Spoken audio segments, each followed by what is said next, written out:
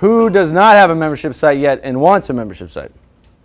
So 3 reasons you need a thriving membership site. The first is because you can serve more patients, clients, and customers with truly life-enriching, life-changing, even life-saving information and resources. Second, you can repurpose a lot of the content you already have, right? So you don't necessarily have to create tons of new content, even though there is a ton of value and you should be creating new content. You can repurpose what you already have to help people.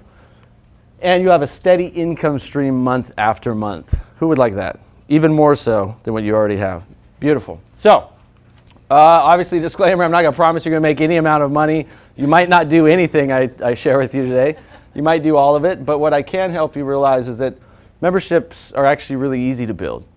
And they're easy to maintain. They can be easy to grow if you do things right. They can be really lucrative for your business.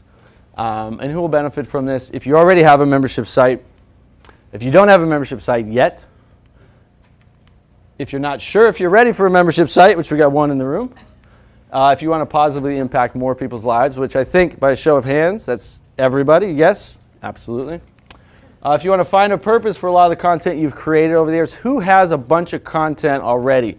Videos, audios, ebooks, articles, anything you've done, tons of content, most everybody that you've created for years and years, right?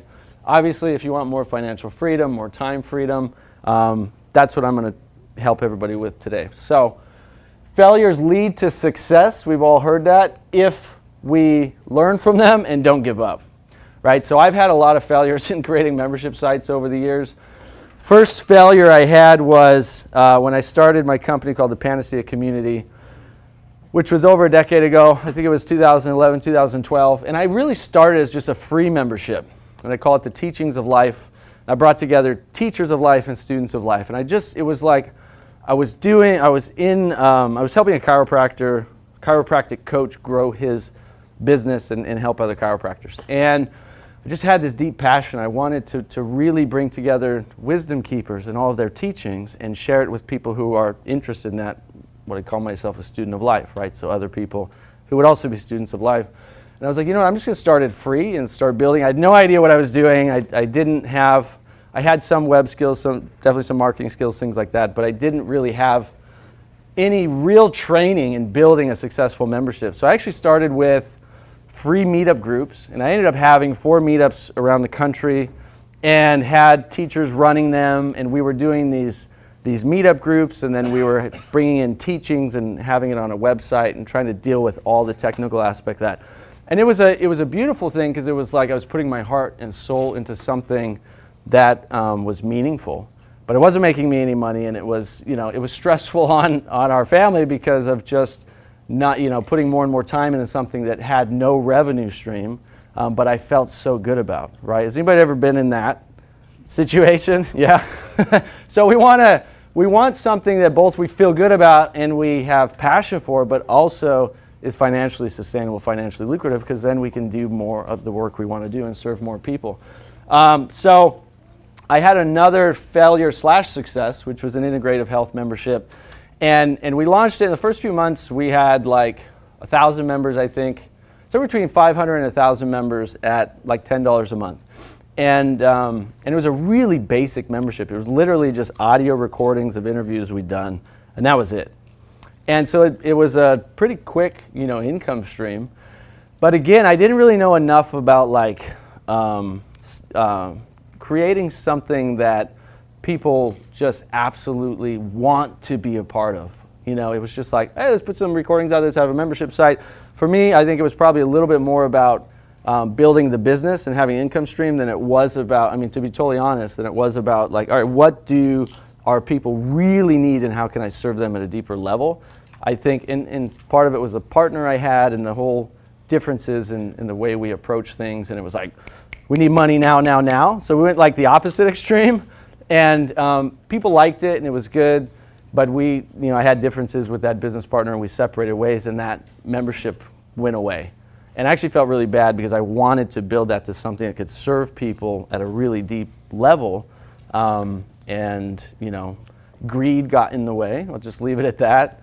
And I had to separate ways. So a big learning experience for me was make sure you have the right people, the right partners, investors, faculty, whoever you're working with, the right people who are in alignment with your values, your deeper values of service, integrity, love. These things they're not just in it for the money, right?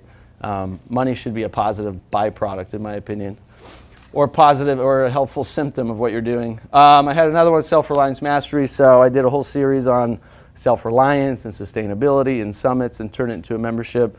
And I kind of, what I did was I lost a little bit of passion in that. So I started building something and it was starting to, it had a nice little foundation and it was starting to grow. And I was just being so much more called into the spiritual side of things, into the deeper holistic health side of things. And, self-reliance piece pulls in a lot of like prepper mindset, end of the world, stock yourself with guns and ammo and hide in a bunker underground and protect yourself from the zombies that are going to come and kill you.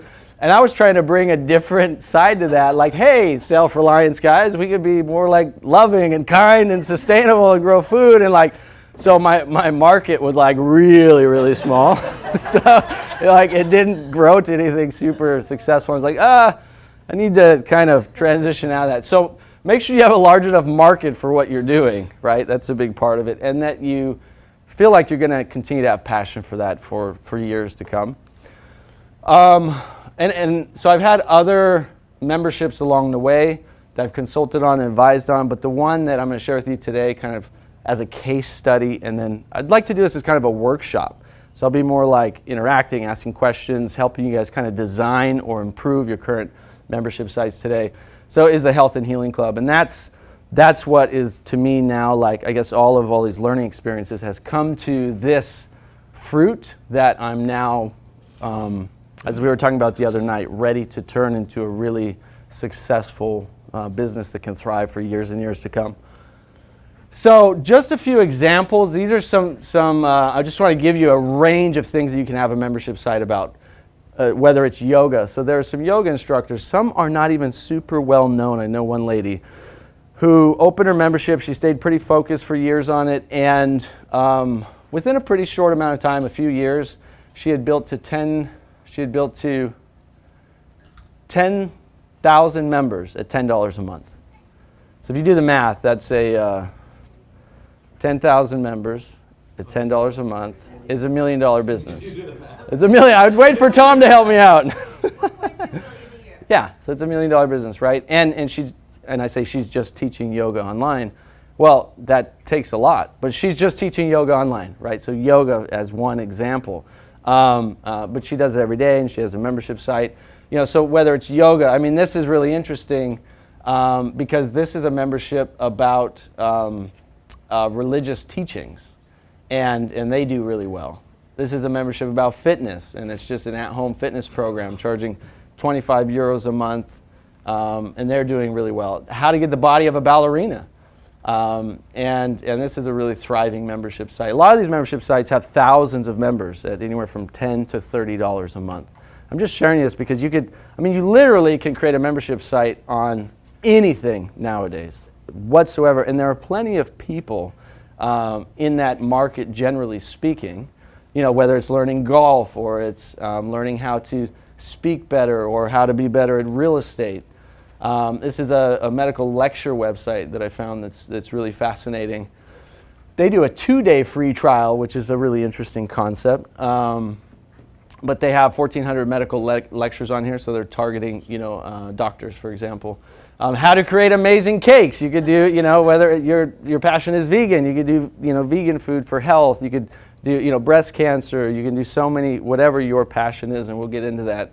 And so mine is the Health and Healing Club because health and healing, natural health and healing, holistic, integrative has been such a passion of mine for 15 years as I healed many of my own issues, hardcore chronic childhood addiction, gut issues, near-death experiences, chronic fatigue, deep depression, and anxiety and fear. Homelessness at 15, really hardcore addicted to drugs and alcohol. Barely made it to 18 years old, and so going through that journey at 18, starting 18, and deep diving into meditation and learning from every spiritual tradition I could get my hands on, chanting with Hare Krishnas and meditating with Taoist masters and spending years with Qigong teachers and many sweat lodges and Native American ceremonies, and really diving into health and healing. And so what I realized is over the years is I have produced literally hundreds of hours of content,